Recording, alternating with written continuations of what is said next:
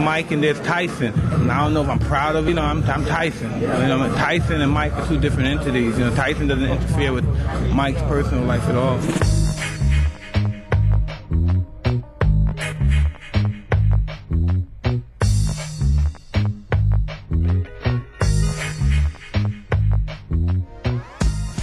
Mike Tyson is sport's most notorious figure. Boxer, rapist, ex-champion, ex-con. A hero to some, a villain to many. But is he really crazy? Or does he just know the value of his image? Is he the same person outside the ring as he appears inside? In short, is he Mike or is he Tyson? Mike Tyson was just 20 when he won sport's richest prize, the heavyweight championship of the world. But his fearsome brutality hinted at a darker side.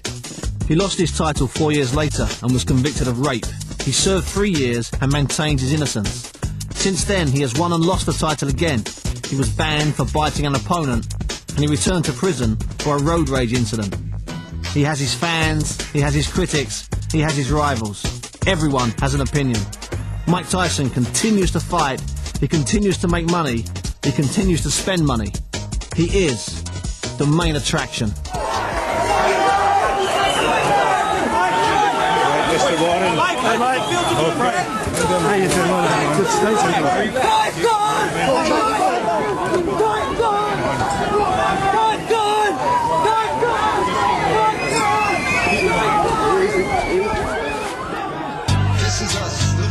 Mike Tyson's sports answer to serial killers.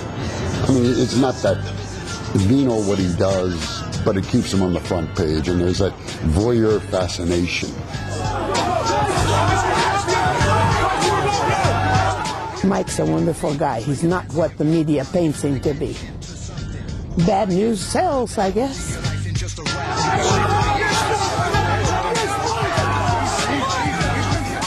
You mention his name, people expect something unusual to happen. He is and does attract controversy.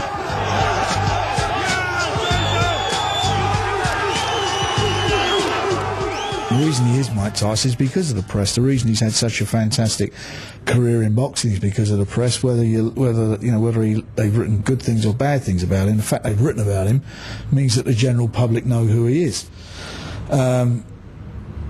I think Mike Tyson, he's had a lot of problems in the past, some self-inflicted, some that caused by other people, ups and downs, but he's a lucky man.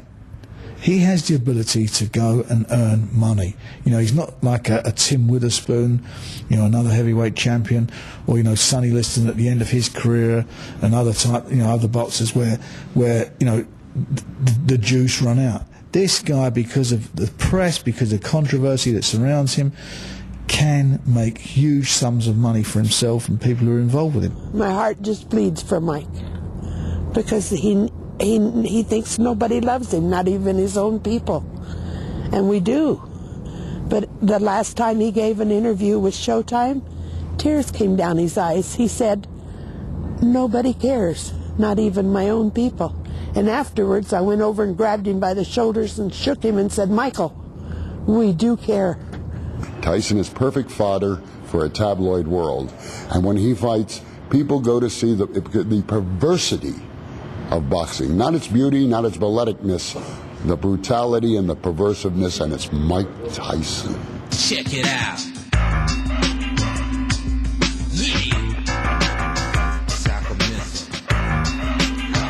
The media has always portrayed Tyson as a monster.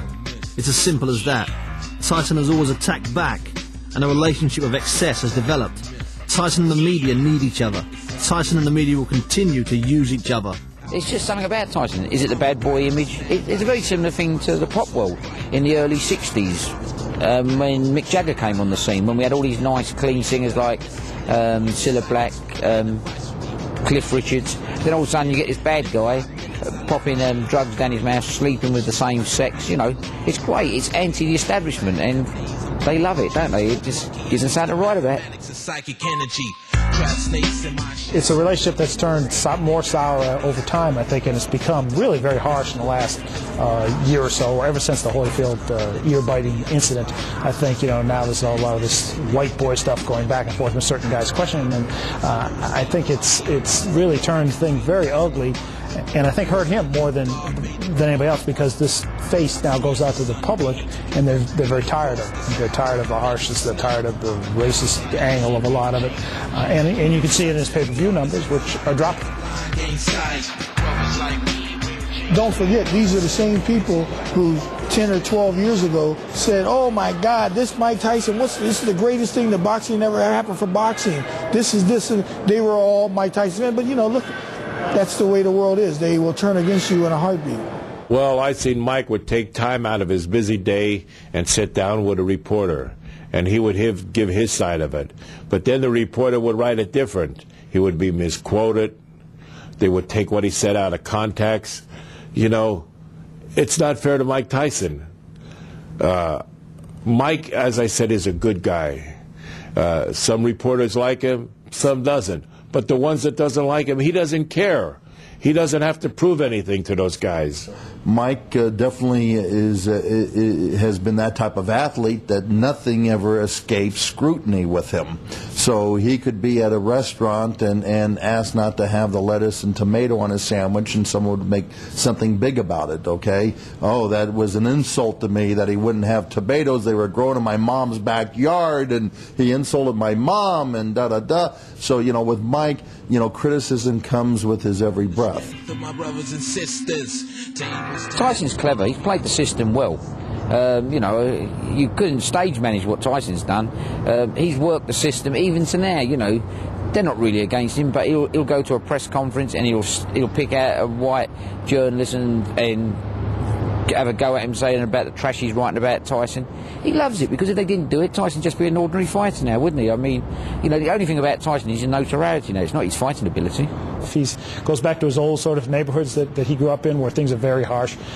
People still look at him as sort of a hero, and in an odd way, a sort of symbol of all the unfair things that have ever been done to them and their neighbor and their uncle down the street. They look at Tyson, and everything is an attack on Mike Tyson because he's been successful, when in fact, he's consuming himself. He attacks himself most of the time.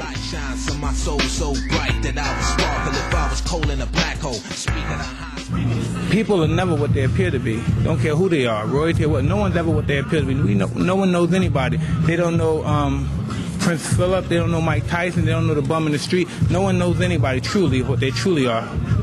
Most writers, in my opinion, are dysfunction derelicts. You know what I mean? Who going to talk about fighting? Let's see what they did. Who did they screw ever? Who did they actually fornicate with or whatever? Are they homosexuals? What are they? Who's judging them? They could throw everything they want at me because I'm a man. I could take anything. I've been at the bottom. I've been as low as any man could ever be. And if you think if this is going to break me up, a bunch of little pissy wannabe Holly White photographers or writers could break my spirit, never.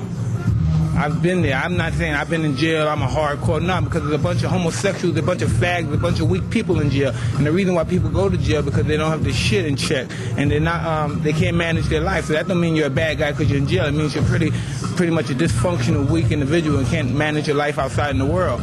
So that doesn't mean you're a tough guy. It's easy for somebody to shank somebody or beat up people if you're 10 or 12 guys or something. But I'm talking about man for man, bravo for bravo. I can stand up with any man. Red blood, blue blood, whoever they are.